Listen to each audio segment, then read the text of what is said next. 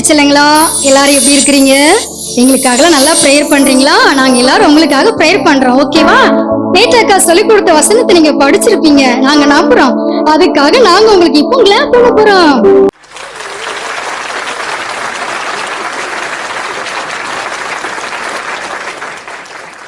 Bible எடுத்துக்கோங்க. யோவான் 1:9-10.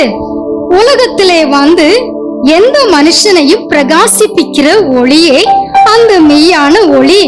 அவர் உலகத்தில் இருந்தார், உலகம் அவர் மூலமாய் உண்டாயிற்று, உலகமோ அவரை அறியவில்லை.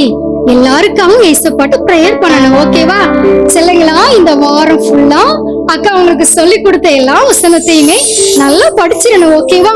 நல்ல பிள்ளைங்களா இருக்கணும். ஓகே, அக்கா உங்களை திரும்ப மாண்டே ஈவினிங் மீட் பண்ண போறேன். Bye, God bless you.